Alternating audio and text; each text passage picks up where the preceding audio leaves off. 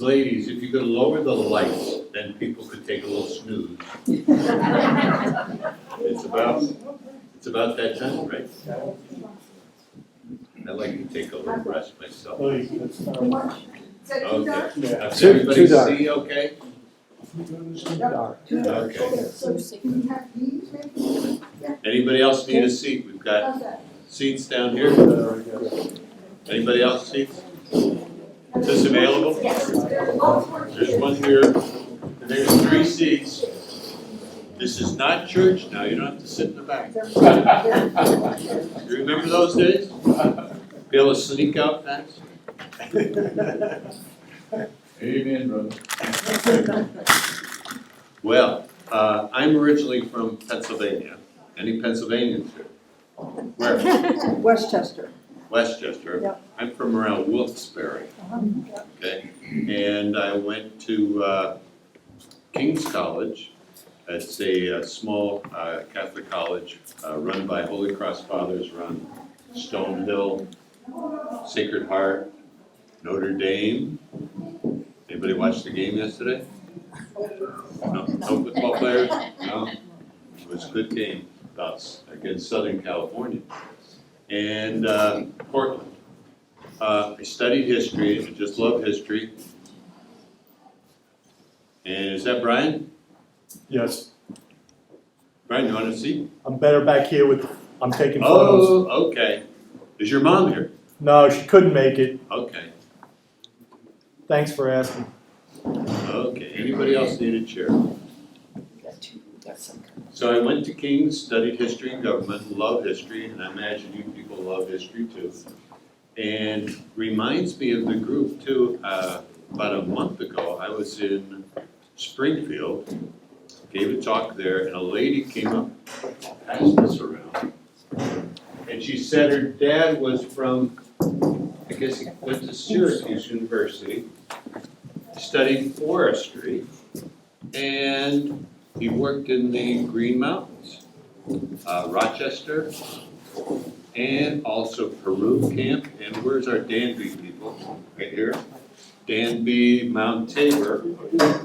Now, the confusing part about this CCC, they call the camp they call the camp Danby because the army who ran the camp called it the nearest post office and railroad.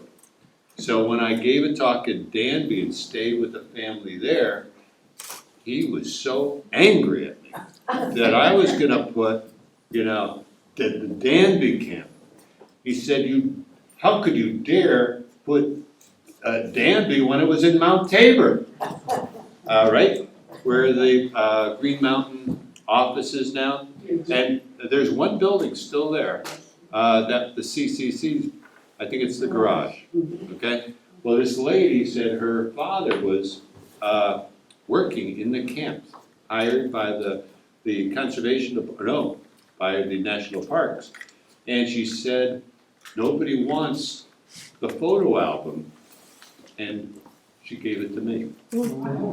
So I'll pass this around because on Tuesday, gotta remember what I'm doing. Because today I'm there, I'm gonna be in North Chittenden on Monday. And then the next day, Tuesday, I stop at the Rutland National Forest place. They have a brand new office, just opened up. So I'm gonna share some pictures, but I'll pass this around. Start with Donna, my hostess with the mostest. And so I went to King's College, couldn't get a job teaching high school because you had to pay the politician off. If you were in Pennsylvania. I don't know if they do that in Vermont. No paying off? Okay. So I went, and my father, it's not what you know, it's who you know. My father knew a principal in New Jersey, got me a job teaching 4th grade. So I didn't, I figured I knew more than they did, except the new math that was started in 1965. So I had to, I switched with the partner right behind the doors, it used to be a kindergarten room. And he taught he taught the new math and I taught the old math. So then I taught 7th and 8th grade history, which I love history. Then I got a master's in reading from Newark State and taught remedial reading. And the middle school that I was in was called Jonas Salk Middle School. And guess who I met? Jonas Salk came for the dedication. So I got to meet, can you imagine this little guy? He influenced the whole world. Billions of people are still alive and don't have, polio. So then I met my wife, whose father was a dairy farmer from Middlefield, Connecticut. Have anybody have farming blood in them? I know Donna. And you have a farm? Grandfather? We had some cows. You had some cows? What kind? We had beef cows. Oh, beef cows, okay. Yes, Dairy, you have a dairy? Holstein, did have, Oh, did have. And where was that? mile down the road. Mile down the road. My neighbor where I was living in the Catskills, he was a cattle auctioneer. So he went all over the United States. In fact, he did a lot in Vermont too. Cattle exchange, you ever heard that one? Okay, Dave Rama. So, you know Dave? No. And, you have a farmer too? Oh, wheat farm, yeah, from Kansas. Okay, so I met her, we fell in love, we didn't want to live in New Jersey. Any New Jersey people here? Oh, yeah. Uh-oh, I where? moved out too. Where? Where? Down Wall Township, Asbury Park area. Asbury Park, okay, about, Englishtown, I do, Old Bridge, yes. that's where I taught, yeah. And New Providence, Summit area. And Summit, northern part, yeah, Plainfield, okay. Anybody else New Jersey? Camden, no other New Jersey? No, we were happy to get out, right? Traffic, it was so nice, once I left Springfield today, on my way up from Connecticut, easy driving, hardly any cars, came up 103, cut across, saw some more of the devastation. I see the railroad tracks have been fixed up to Rutland now. Boy, they were a mess. The tracks were just hanging there when I was, I guess, about a month ago. So he went to New York State in Dutchess County, and then his last farm was in Oneonta, Connecticut. And that's where I learned a little bit of farming. Driving the John Deere 420 and scraping the manure and haying, such like that. So we got the job.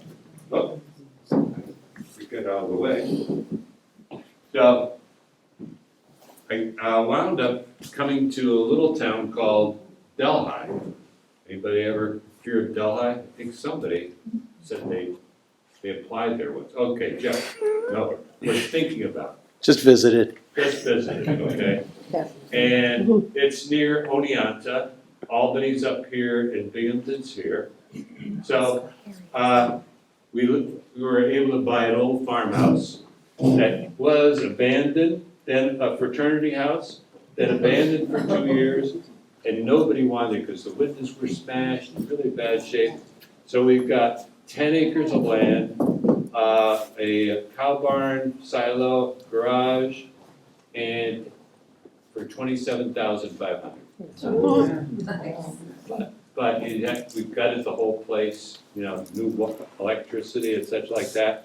And right across the road here was the west branch of the Delaware River. So in between working, take the kids right down and a nice swing rope to go into the river. You could walk across the Delaware right there. So it was a great place to live. And I taught in a school called Delaware Academy. Now maybe, is it possible to shut these lights? You could see a little bit better.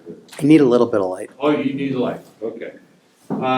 Now, we're gonna have a little contest, and where is Freddie? Freddie's gonna be the scorekeeper, we're gonna give a little prize now. So it's gonna be cutthroat here. You can't be worked as teams, okay? So, and it's pretend you're in 7th grade and the teacher wants you to raise your hand. Don't shout out the answer, although they have that urge, okay?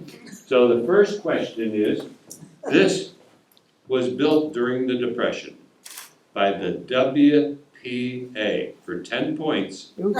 Raise your hand if you know what WPA stands for. The guy in the back with his hand raised. Yes, Works Progress Administration. and your name? First name? Jonathan. Jonathan. Okay, 10 points. Thank you. Wow. Works Progress Administration. Do you remember when in the 50s, if you were like me, you had to learn all these alphabet things? TBA, forgot, NRA, not the other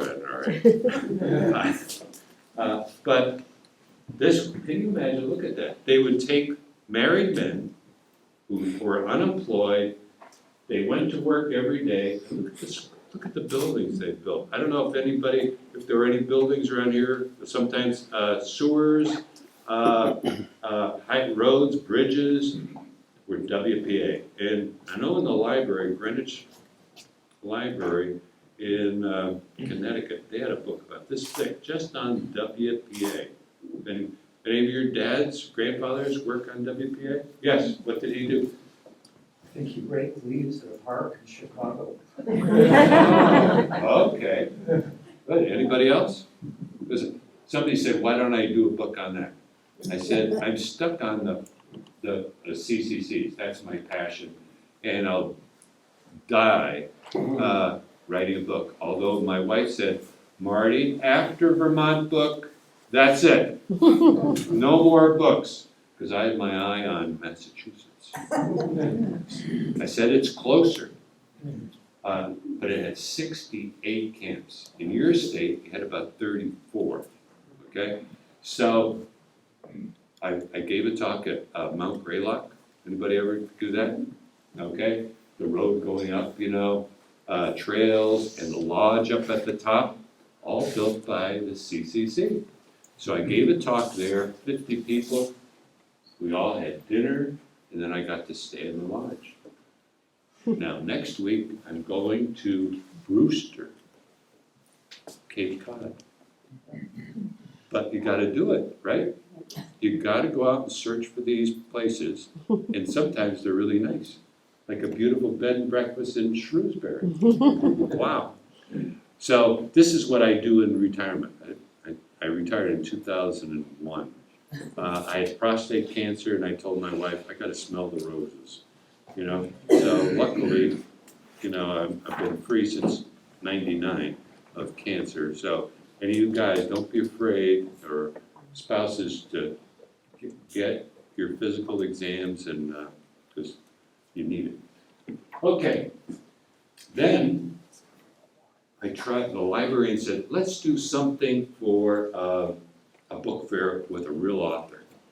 Now, when we went to school, sure, how many had an author visit their school when you're in elementary school?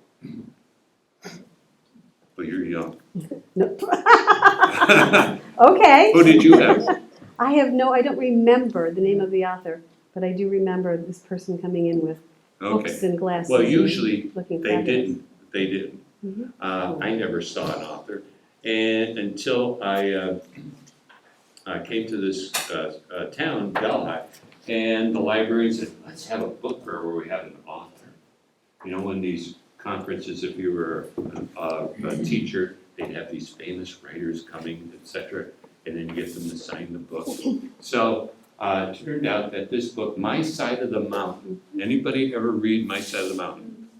Read it? Anybody ever hear of it? Okay, Gene George. Now, the question is, Gene George came from a town called Chappaqua. I had no idea where it was. For 10 points, what famous persons live in Chappaqua? If you could raise your hand. What? The Clintons. The Clintons. And your first name? Lee. Lee is on the board. Okay, could be a battle here. Okay, so I dialed 555-1212. Remember that, when you could be able to get somebody just the area code and you didn't have to Google it? So I got Jean George's phone number. This is a lady who's won the Newbery Award, the best book for kids, twice. Julie of the Wolves too. I don't know if you ever read that one about Alaska. So one night I dialed the number and a lady answered. I said, "Is Jean George there?" She said, "Speaking." No, must be his. "I'm just a teacher from Delhi." "Oh, Delhi, what a wonderful town." I said, "We're poor, we can't afford an author. Can you be our first author?" And she said, "I'd love to." Bingo! I was able to get 15 other writers in one day with Jean George, K through 12. And they all came for free. And I did this for 25 years. We had book and media fair, we'd have photographers, publishers. I even had Ian Ballantyne of Ballantyne Books. Came into my classroom and he said, "See this book, The Pearl? I got that published." You know, it was just unbelievable. You know, he started the whole paperback revolution. So, for 10 points, who could tell me who is this famous children's illustrator? Eric Yeah. Carl. Eric Carl, Freddie, 10 points. Okay? 20, I got So- 20. So Eric Carl came and he stayed overnight and I made breakfast for him. French toast, I think it was, maple syrup. And my daughter Christy sat on his lap and he read The Very Hungry Caterpillar. Yeah. Can you imagine that? They all came for free.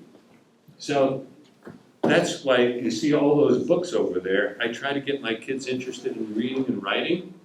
And guess what? I became an author. If I get Vermont done this winter, it'll be my 12th book. So my next thing is, who could answer this? This is my motto, Carpe Diem. Who knows what that means?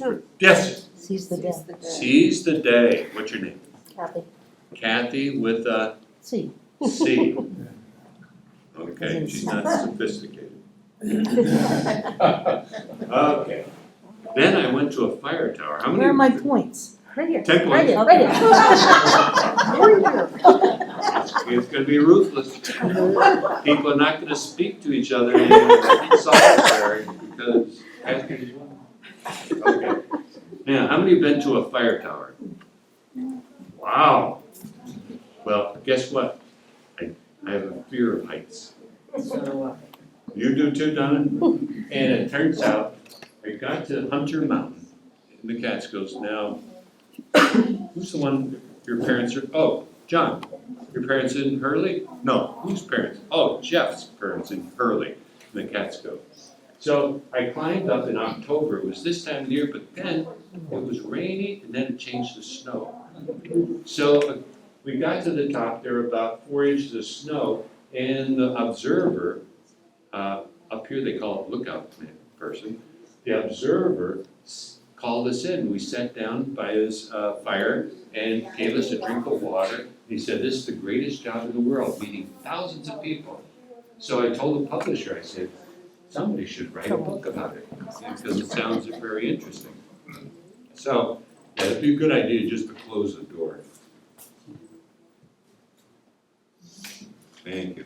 So 10 years later, a guy called me and he said, "Marty, they're trying to save the tower. Why don't you write a book?" I said, "Me, write a book?" Because I couldn't even get into college, my grades were so bad. My father had to persuade the priest, "Please, let him into college." So I did a book on this, and then I went to the Adirondacks. Now, who could tell me for 10 points, how many million acres of land is in the Adirondacks? Yes, 6 million. correct. A Vermonter. Wow, what's your first name? My name is Becky and I'm from New York State. State. originally. Where? From Buffalo, New York, but I worked in the Oh, I where work for at? ADK. Oh, you work for ADK? Yeah. Ooh. Nice. Okay, so you're first at Becky? Yeah. Okay, got that? Mhm. Okay. Is that 6 points or? She got 6 million. 6 million, 6 did you know million that? points. 6 million acres. You did know it. You didn't wanna tell it? What? Oh, you didn't raise your hand fast enough? No. Oh, she doesn't want that prize. Just good. So, I went up to there, and just from my town here in Delhi to here was a 2-hour drive. And then I started giving talks all around, and I wound up with a book, 2 books on the 57 towers up there, and the Catskill book.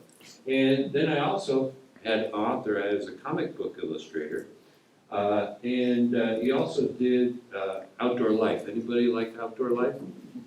How many subscribe to Outdoor Life? Anybody? Just one? Well, they have a thing there, It Happened to Me. You know, the comic book thing? And he did it for 6 years illustrating that. It was the best job. So he said, Marty, let's do something together. So I said, let's do it about the Adirondacks. So every week for 5 years, we cranked out one of these. So I have the books over there. And they were in the newspapers. Now they're on their 15th year, just keep repeating the stories. Then somebody had CCC pictures. So I went from fire towers, the men and women up the towers protecting the forest, to the boys that came, and also veterans that saved and planted the trees and built the roads. So I traveled around, gathered stories, interviewed 100 guys that were still in this, that were in the CCC, and got theirs down. Now, I'm up in Vermont, of course. By now, there are hardly any left. There's one guy in Rome, New York. He's 100 years old. He was in all-black camp, and he was a Tuskegee Airman. World War II. His brother was also a Tuskegee Airman, and he was shot down. But I took him to Speculator a month ago and gave a talk at the library in the Adirondacks. But it's amazing, some of these guys, I had one guy 104, 2 guys 104, they still had the marbles and still limber, it's unbelievable. So there's hope for us, right, Don? So then I went to Connecticut to be near my daughter, who was having a baby, and I interviewed another 100 guys. And if you could see this is in the Cobalt camp. In fact, this trunk here is from that Cobalt camp. And they carved out like benches in the side of the hill and watching a boxing match. Boxing was really popular. I don't know if you remember the Gillette every Friday night. Yeah, yes. Watching that on TV with my dad, and now I can't watch boxing. They do that other one, we're kicking and everything like that. But these are the camps that I did a book on, the 21 camps, and this is where I lived down in Connecticut. We had 2 camps, Jenkins and Stewart, mostly in wooded areas. And next week I'm going to be in Kent. Where is our Kent? Macedonia Brook. Then a guy said, Marty, find my father's camp in Rhode Island. I said I was too busy, but then I finished Connecticut book, and all he had was this torn picture from a fire. So I traveled around with a historian, and I got that book done, 2 books done. Then I said, I love Vermont. My son went to college at St. Joe's. You people love Vermont. I mean, I'm just coming, every time I see a green license plate someplace, I think, I wonder where they're from, those lucky people. So I had no idea where all these camps were. All I knew is I just got the map. When you join the 251 club, they charge you $12, and they give you the map, and they say go, and every year you pay the $21 or the $12. So I cut that map up, and then I started putting the places. The red and pink are where the camps were, and then there were yellow ones. That's what they call spike camps. They would just go work for a week, and then come back to the main camp. okay? And my wife said no to, but look at all the camps there, 68 camps in Massachusetts. Even Martha's Vineyard had a camp. You know, there's a forest there. It was only there for 6 months, and this is the one Nickerson camp, Bourne, by the Bourne Bridge. If you've ever had to go across the Bourne Bridge to the Cape, don't go at busy times, you're there for hours. Now, there was a group of alumni, CCC boys that were in the 30s and part of the 40s, and they got together 1977 and formed this NACA group, National Association of Civilian Conservation Corp alumni. And they would meet monthly. And up in Vermont, they had a group that was in Barrie. Did anybody, family have, go to those meetings? Did you? Because you grew up in, Foster, Rhode Island. wait, you grew up in Foster, but your dad was in, He came Plymouth State Park. he was in the Plymouth camp. But he met your mother in, Rhode Island. oh, Rhode Island. Okay, he went back to Rhode Island. Because sometimes some of these boys, they fell in love with a Vermont girl and they wound up marrying. There's a guy when I was in Bellows Falls. He said, Marty, his name was Marty too. He said, Marty, if it wasn't for the CCC, I wouldn't be here. Because, you know, they fell in love, you know, they went to the dances on Saturday night, or walking through town, go to the diner or whatever. So this group, they started and they'd have meetings. And finally, they tried to go to Washington. Please, Congress, pass this. Start the CCCs again. And you know what happened, nothing. So they finally died off and we had CCC Legacy, which I'm a member now. And we tried to keep it alive. Like I'm giving 65 talks this year, 5 states, just to make sure people don't forget. Now, when I pass away, I hope there's somebody, but if anybody might be interested in this organization, it's $20 a year. And we try to get together once a year. We go to different places in the United States, and there's 4, comes out with a newspaper. So I'll pass these around. You can pass them around. If you want to look at it, and if you're not interested, just put it back on the table so I could have, okay, we'll do it this way.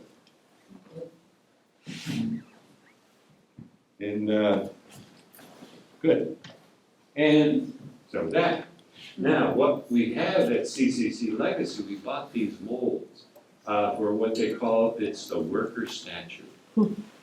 Almost all the states in the United States have a statue like this. Guess what state doesn't have one? Can you believe Vermont does not have one? Unbelievable. Okay, Connecticut, we were able to get 2 in 1 year. That's why we don't have any. $24,000 it costs, okay? But maybe if you're able, you know, get somebody. I've been at the place there in Montpelier, the Parks and Rec. Next year is the 100th anniversary. And who built up your state parks? and forests? CCC? Huh? Yeah, Harry Merrill's. Yeah, but it was the CCC. So one guy in Waterbury is thinking the people in Stowe would like to have one because they built the first 3 trails. And also they had a camp in Moscow, you know, part of, what's the name of the town? Stowe, okay. And it was, did you know the camp was abandoned like in 42? And guess who rented it? Maria von Trapp. She asked the state, hey, could I rent this and have a singing and dancing? Lee, very good. I was just a guess. Very good. Oh, very good. And she, for 10 years, she had singing and dancing in the abandoned buildings, okay? And then, of course, they built the rest. But if you go down to the Trap Lodge, downstairs, I went there, and you'll see a whole corridor with pictures of the singing and dancing camp. $50 a week she charged, room and board. Wow. So, the Depression was really bad, okay? People, 25% unemployed. So, Roosevelt was elected president, and he promised, I'm going to create a Civilian Conservation Corp. Now, for 10 points, who did Roosevelt beat in 1932? Raise your hand if you think you know, for the presidency. Lee. Hoover, Herbert Hoover, correct. Okay. Wait, how many points does he have now? 20. No, he's got 30 points. You should have 30. No, he only just, that's it. No. Did you answer 2 questions? Oh, did he answer 3? Yeah.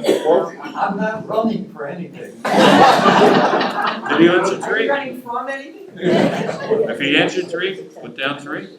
Okay, now, Roosevelt saw, look at the United States. Did it need conservation? Wow, really terrible. Now, our Kansas people, you know the Dust Bowl, okay? Connecticut boys, a lot of them went to Colorado, and they helped the ranchers, okay? And you know the Northeast, et cetera, they would just cut the trees down, the trains would be going through, all the slash was along the side of the tracks. We had a lot of fires. So he went to Congress, one of the laws, he wanted to get that Emergency Conservation Work Act, okay? He went to Congress on the 27th. 4 days later, it passed the House and Senate, just like Congress today. Isn't that terrible? They don't even have to speak. Okay, you can't. Unbelievable. They don't talk. Okay, so he said by July, I want 250,000 boys, 18 to 25, that are unemployed, out of school, and not married. And they could join. Now, you had to be on what they call relief. You ever heard that? Your parent, you're very poor. Maybe your dad didn't have a job. So these boys were just wandering the streets, and a lot of the boys just had 8th grade education. That's it. I met this one boy near Saratoga, and he said, Marty, my father fell off the Green Island Ford plant there by Troy. Hurt his back, he couldn't work anymore. My mother would go to the bakery, get old bread. We would walk along the railroad tracks, picking coal, that fell off. And he said, I went up to the bedroom, he was 14 years old. Look at, and he got his birth certificate. And how many remember that ink eradicator? Remember that little bottle, sort of like the mercurochrome bottle? It was like a glass thing that went in, and there was no whiteout in those days. And he went like that, and he changed his birthday to be 18, and he was only 14. And he was in the working on the Saratoga battlefield. Then he went to Utah for 6 months, and he worked out there. Then he showed me a cannonball that he got when digging in the Saratoga battlefield. But these boys, they had to help their parents. You had to quit school. There was no such thing as you got to have a high school education. So here's your boy, Barry Merrill. I just got I think his son's phone number, email. I got to get in touch. Does anybody know the Merrill family? I was in Montpelier. I don't know if anybody saw this, but I was at a senior place, and here it is. This lady, she said she lived right down the street from the Merrills. But I think this was another lady, you know how you have your 251 club? This lady, she said when she was 9 years old, she decided to visit all of the 251 towns. And wait till you see this. Did you saw it already? No. She made her own book. Now, I got the idea for my Adirondack 102 club, and also my Rhode Island, and also my Connecticut books, travel book, because I said, you know what they're missing? A little history and interesting places, a listing of the towns. So I did this one first, the Adirondack 102 Club. And you have to get it signed or stamped. And then we just had a luncheon every year, like you have in Montpelier. Then I went to Connecticut, 169 towns. So that took me a little while. Who can tell me for 10 points what town is on there? 'Cause I know many of you have visited this town. Can't see it. Who said, what? I said I can't see the picture. I thought that was the answer. Far away. Oh, let's see. Mystic. Hard for them. What's your name? It looks like Mystic. Mystic. Mystic right. Seaport. I love Mystic Seaport. Anybody go to Mystic? It's jammed with people, and great bakery, Sith Bakery. The guy, Adam, is from Vermont. From Otter Valley High School. You went to high school with him? He graduated from Otter Valley High School. You went to high school with him? No, he's like 25. He's a baby. Maybe 26? Yes, yes. Keep it up, Marty, I like that. Okay, oh wait, I gotta stop. Wait a Then minute. then I 10 did this one. years. 39 Club. Because Donna is from Rhode Island. So this is, if it wasn't for the 251 Club, these 3 books wouldn't be out there. And people just love, they come up to me. I was doing a house tour, historic house tour in our town of East What's your name? Hampton. This lady comes, finds out, you wrote the 169 Club. It gives me a big hug. And my wife is, what's going on? I said, she said, she just loves, you know, the idea of going, just like the 251 Club, to be able to visit all these towns. But when I had local people write little history and interesting places to visit, and a passport book, so it makes it a little bit more of a helpful for the person going around. But Perry Merrill was so important. Now, tell me for 10 points, what state did Perry Merrill come from? Nope. New York, Correct. Your first name? Andy. Andy, okay? He came from Westport, across the Lake Champlain.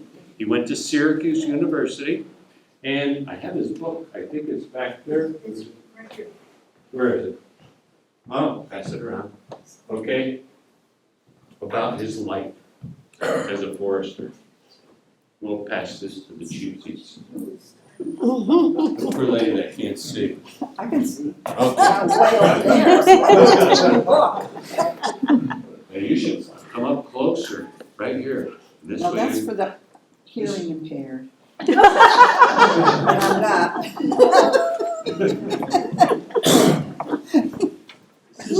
I'm so lucky to do these things. Like I went to Cavendish, I was telling you, in Springfield, then I went to Cavendish at night. And I thought, who the heck is gonna come in when the road is closed and everything in Cavendish? I think it's still closed, right? It's open finally? 30-some people showed up for my talk because they had the Proctorsville CCC camp. They even had built a toboggan up there. You know, it was really big, but if you go there today, it's just woods. You know, the whole park that was there is just unbelievable, terrible. Okay, but Perry Merrill came from Westport, poor farm boy, went to Syracuse, saved up his money with his dad, came across Lake Champlain, started working as a forester, boom, boom, boom, wound up to be the top forester, okay? Now, the thing about this is when Roosevelt passed that law, he was smart. He had all these plans of things to do with your forest, okay, the parks, etc. And he also had the plans for the Winooski dams. You know, the big, here's a question, 10 points. What was the terrible flood? What happened to the Winooski, and what year was it that the terrible flood happened? 27? Yes, Oh, Ian yelled it right out, but 27. you raised your hand.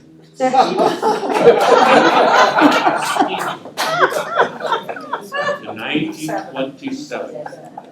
Okay, Stephen, raise your hand. You got some brownie points? Remember those brownie points? Okay, so he had these plans, and I guess it was the power company was thinking too, these would be great for also making electricity. So he goes to Washington, and there were some states down south that didn't want the CCC. So everything was based on population. If like Rhode Island, their population was low, they got 3 camps, okay? New York, okay, they had 68 camps. How many camps was Vermont given? 34. No, 54?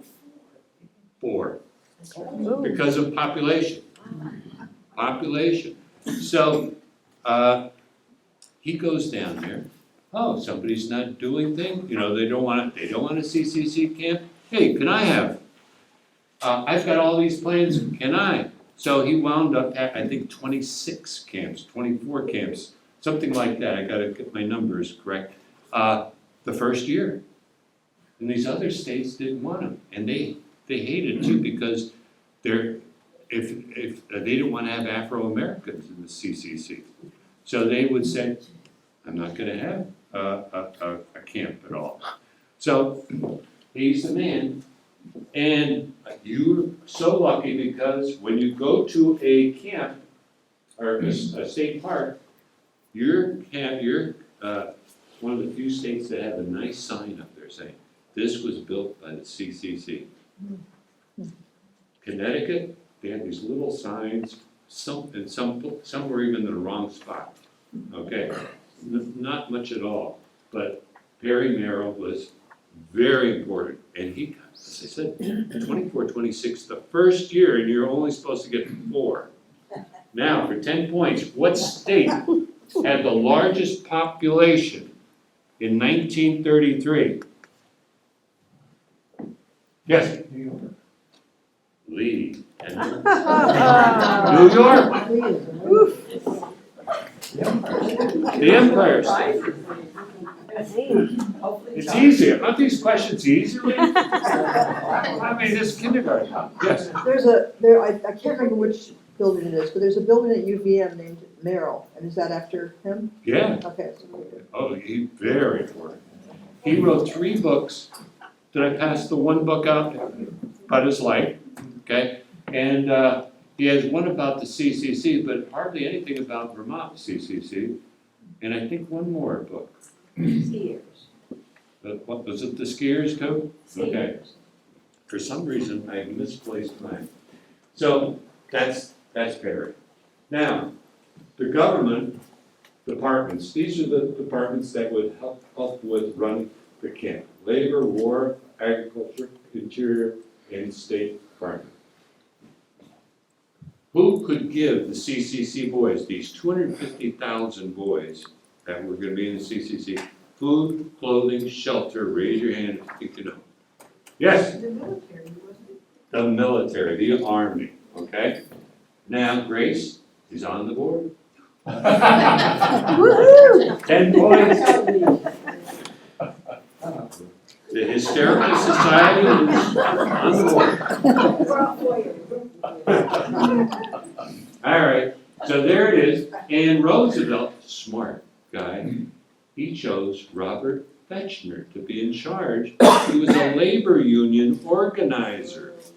Now, the Army was getting paid $21 a month, okay? And the labor union said, what are you gonna give these guys, money? for. So Robert Fechner, he chose him because he could quell the argument. And this is the Army at Paul Smith's building. So they also hired guys, carpenters unemployed, so it also gave them jobs. Now, the Department of Labor had to decide who in Shrewsbury, Rutland, could join, okay, the CCCs. Everybody had a quota. Now, for 10 points, who could tell me who was the head of the Department of Labor under Roosevelt?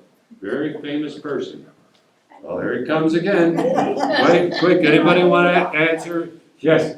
It was a female, right? Yeah, Francis? I can't remember his name. can't remember. Yeah. Oh, Francis Perkins? Francis Perkins. Steve comes through. 10 points. Back here. Isn't that Steve? Oh, you're Steve. Oh, Oh, you're Andy. Andy, sorry. Competition, Lee, just saying. I think he gave it to him by saying. Okay. So it was Francis Perkins, the first woman in the cabinet. And look at all the things the ideas she gave Roosevelt. Even Social Security. Yeah. I like that. So the boys would get their physical exams, and look how thin they were. They were given World War I surplus clothing. They had to dress these boys within 3 months. 3 months. They could do it. Okay, what were the physical requirements? You had to be a certain height, certain weight. But look at the last one. Lack of at least 3 serviceable natural masticating teeth above and below. They did you have the lack Yeah, they had to have at least 3 on top and 3 on the bottom. but they didn't have to have venereal disease, so maybe that's a. That's another thing. No venereal disease, okay? Oh, disqualified. Yeah.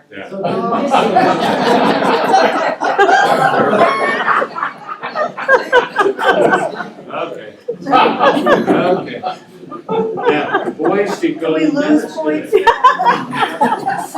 How many remember when you had a bad toothache, they would get the string Oh. and put it on the doorknob, slam the door? If that didn't work, then they would get the pliers. Okay? Anybody remember those days?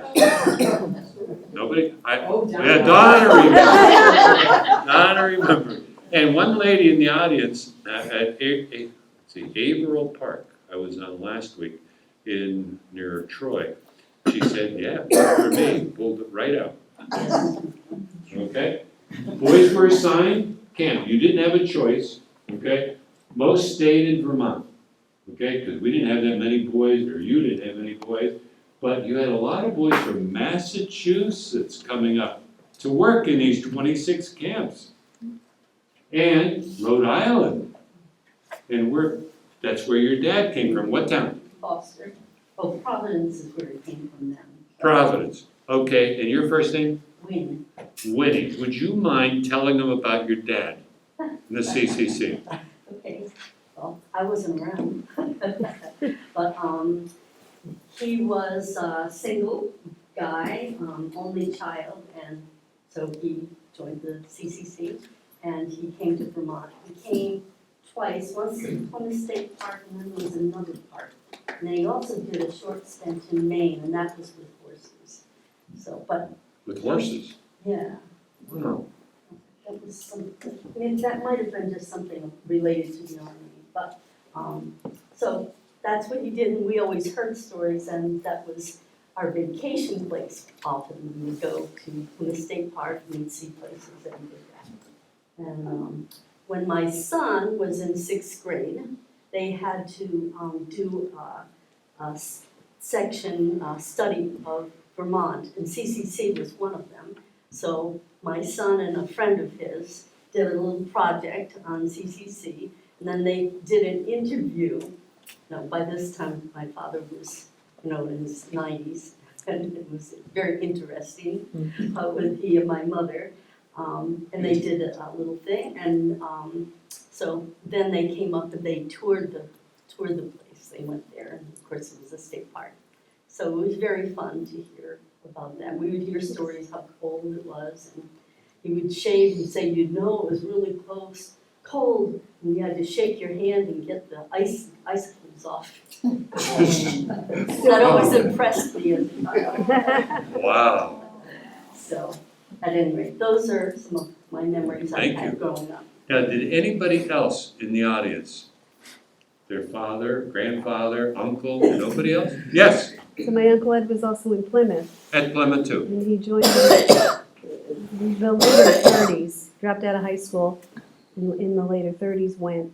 He was the youngest of 4 brothers, and he considered himself not to be a scholar, so he thought he should do something with labor. He weighed about 120 pounds maybe, right, Jeff, his whole life, he was a skinny little thing. But he went into the CCC with the intention of getting some job experiences, and then Pearl Harbor happened, and all of the guys who were eligible joined up, and he was given a choice of where he wanted to go because he'd been in the CCC. So he decided he wanted to join the CBI, which was the China Burma India group, and parachuted into the jungles of Burma to build runways Oh with my the God. locals. Yeah, and he thought this was going to be a great adventure Wow, at 20 years old. wow. Well, thank you. Yeah. Okay, let's see. Okay, sometimes this happens. It's the computer, it says I'm supposed to do something. Pick up the time, restart now, remind me later. Okay. Okay, so then they were given clothing. Now they had boots, army boots, socks, woolen socks, etc. No more holes in their shoes, nice and warm. And they had a nice blanket. So I was in Bolton Landing, a lady gave me her dad's blanket. There would be a name tag on there. You were issued so many things of clothing, etc., blankets. And she wrote a little note here too. I'll start this on this side. Thanks, I'll be at Bolton Landing on Tuesday.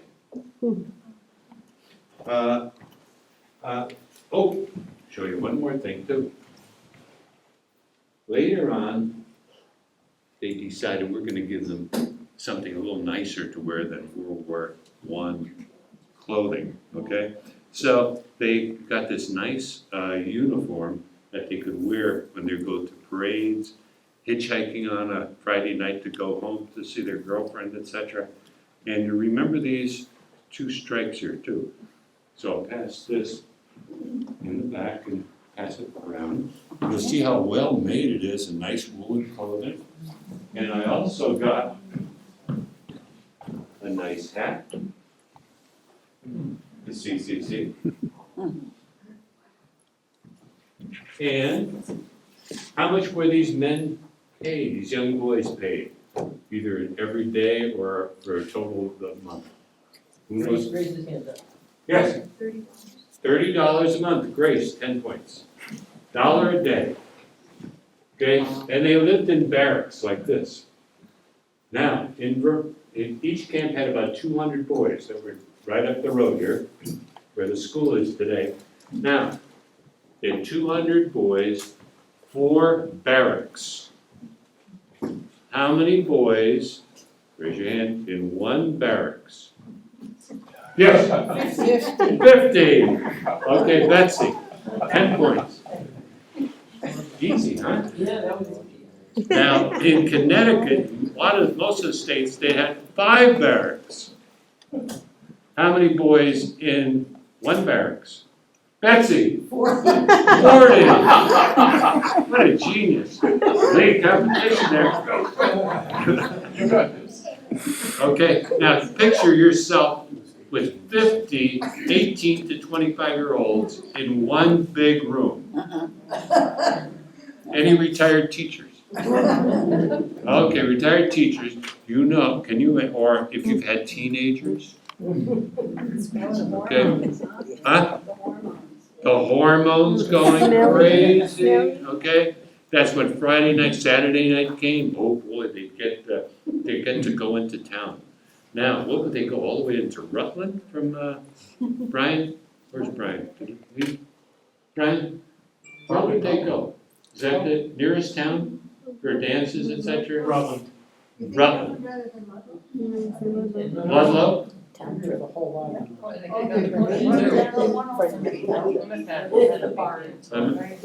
Okay, well, they'd find some nice girls, okay? And go to dances. This is the Northfield Barracks. They'd sign up for 6 months and you could stay up to 2 years. And sometimes you might be 6 months in the Shrewsbury, and then the captain says, who wants to go to Idaho? Whoa, or California. So you could sign up for another 6 months. And some boys did that. How many states were there? 10 points. In 1933. Tough question. Yes. 48. Andy, 10 points. Andy's gonna be tough there. 48 states. Now, there were 6 territories that also had camps. Who can name one of the territories for 10 points besides the 48 states? Yes? Guam. No, too far. That's a good. Good try. Yes. Alaska and your first name, Steve. Steve, Even, 10 points. That was Guam. Okay, yes. Puerto Rico? Puerto Rico, correct. How many have been up El Yunque, the rainforest in Puerto Rico? Built by the CCCs. You found that in the museum? Yeah. Okay, was that Lee Virgin again? Islands? who got that point? Virgin Islands? Wait, who got that point? Who said Puerto Puerto Rico? Rico was me. Who said Puerto Rico? I did. Becky got 10 points. Okay. Okay, Steve? Virgin Islands. Virgin Islands, correct. Now, who could name one of the Virgin Islands for 10 points? St. Yes, St. John. St. John, correct. St. Thomas, Winnie. St. Croix. St. Croix, Anne. Anne, without an E. That's right. Yeah, you got points. I remember. See how smart I am? That's a lucky guess. No, remember I asked you how to spell your name? Are there 2 N's there? Oh, there's another N. Oh, there's Ann back there. That's right. So I'm not too smart. Yes, you are. Okay, where were the CCC camps located there? 48 states plus those territories. So all depends, so Alaska didn't have that many people, so they had at least 1 camp. How many have been to Denali? You know, you go on the bus ride, the first stop, the little campground there, built by the CCC. They also supposedly took the totem poles that were in decay and got with a native and then redid the totem poles.